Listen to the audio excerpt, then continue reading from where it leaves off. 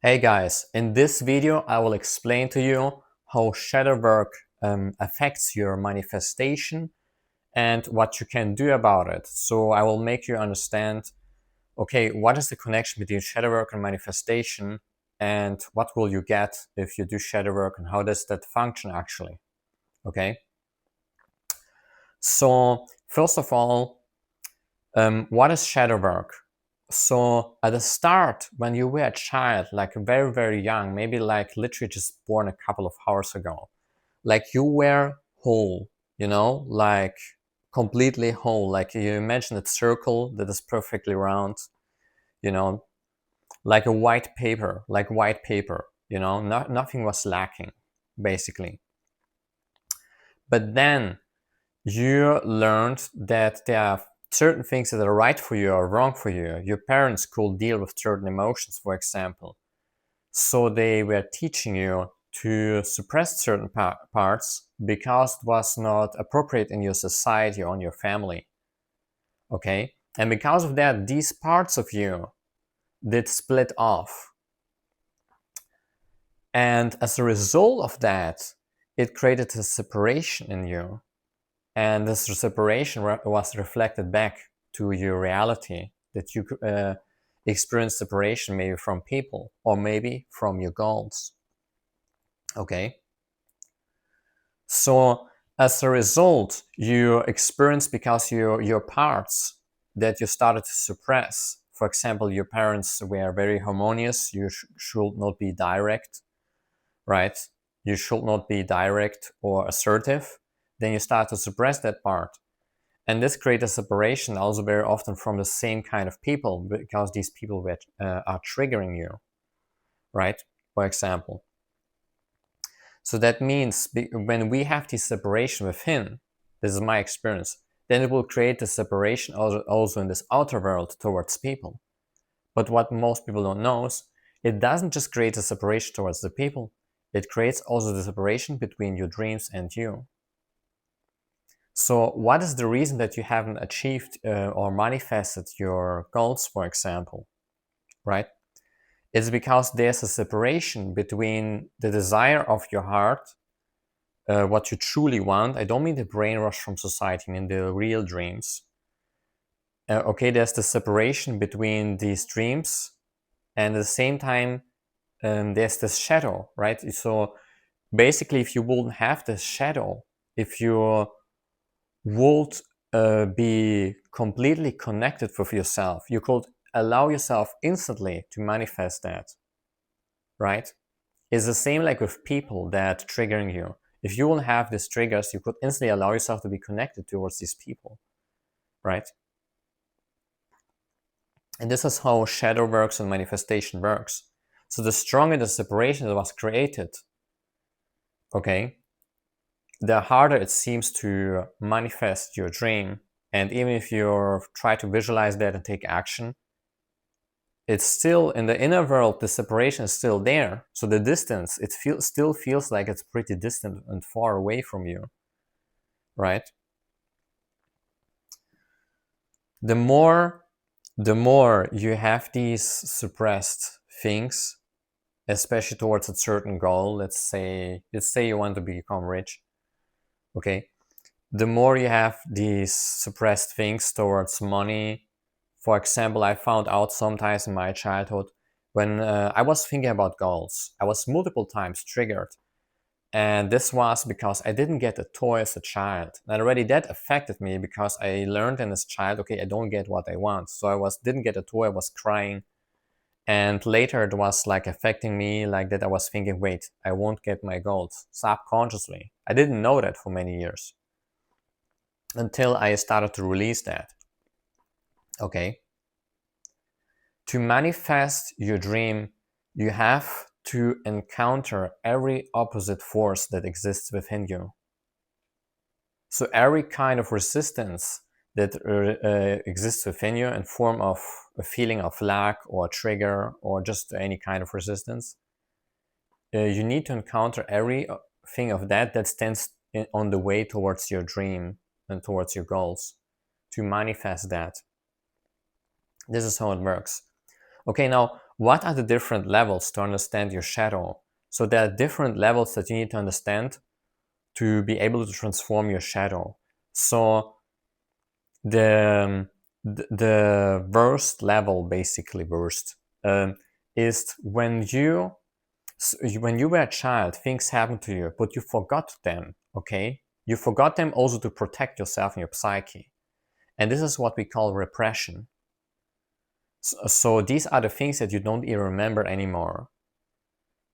And the next level, I tell you that so that you learn how to deal with your shadow. After that, you will understand how you can transform your shadow after these 4 steps, so 4 levels. So the next level is repression.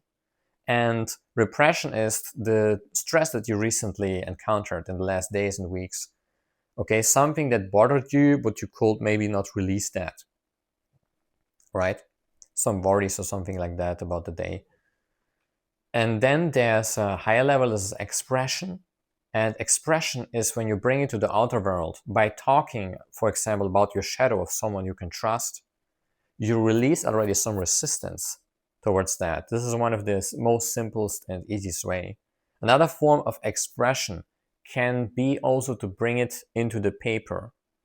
For example, you ask yourself what happened, so about the trigger, about the situation, what happened, what did you think, what did you feel, and how did you try to mask the shadow, right? How did you try to cope with that or act it?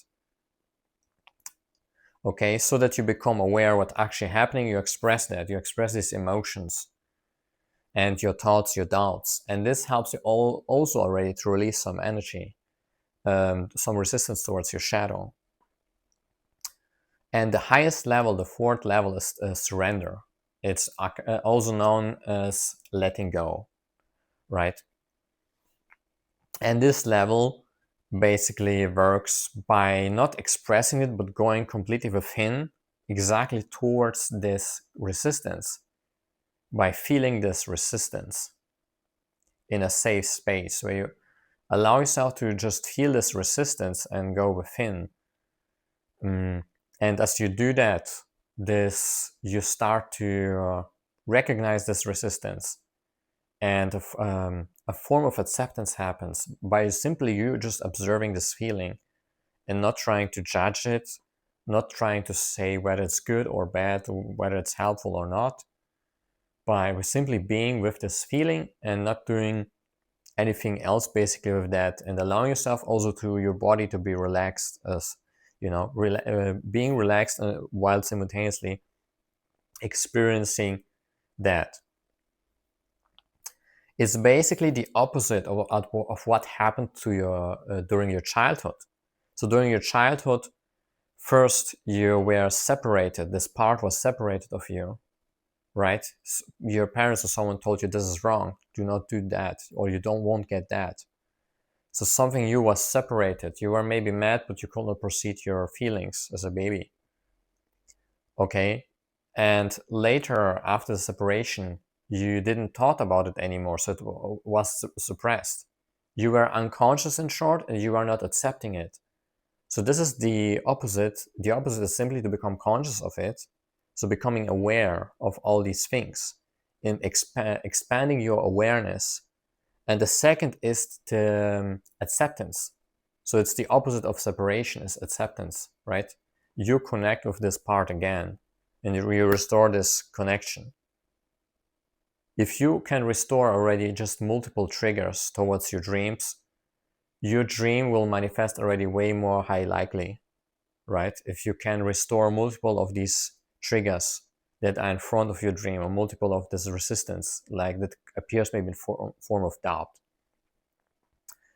And contrary to popular belief, it's not good to work on your beliefs before you have not released these triggers, because it's like you try to be toxic positive, you try to force it. Yeah, it's everything good, all good.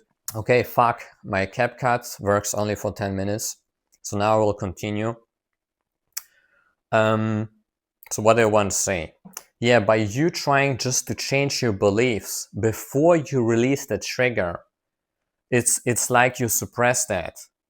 You try to suppress that because this emotion is still there. You can't put it away by working your beliefs. Beliefs is a thought process about your thoughts. You need first to accept this part as it is, rather than try to change it up instantly the time you see that. A lot of people, they try to change these beliefs. So they have now a trigger. Now they try to reframe it all positive before they allowed it to be and before they accept that. That's the worst mistake you can do. A lot of people do that, especially in the mindset culture. Okay? So don't try to reframe everything instantly and change these beliefs like everything is actually good. These triggers doesn't exist. The thing is, they do exist in your body until you have fully accepted them, and then they are released. Okay? And this is why it's like for your subconscious, it seems like you want to deny things because you want to change your beliefs before you accept the emotion. Okay? So if you can focus first on just expressing and accepting when I mean expressing, I don't mean shouting at people. I mean talking with someone about your shadow or expressing it on a journal. I don't mean that you should shout at people when you're angry, because this won't make anything better in most cases. Okay? Yeah.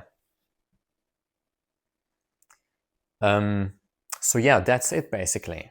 So to sum it up, there are just four steps: repression, suppression, expression, and surrender, right? And the repressed stuff will come up over time as you allow yourself to face the things that are right now suppressed. As you allow to go through them, the other stuff will come up over time. Okay. So yeah, and this is basically the connection how it helps you. So to manifest what you want, just encounter every opposite force that stands in the way towards your manifestation. That's why some people never manifest what they want, because they don't encounter this inner force by first accepting it. And after accepting it, to change the beliefs, to make now the positive beliefs like, yeah, I can do it. I will manifest my dream car or my financial freedom. Okay. See ya. Bye bye. And comment below, by the way. Yeah, comment below. What did you learn? How did it help you if you watched until now? Okay, now see ya. Bye bye.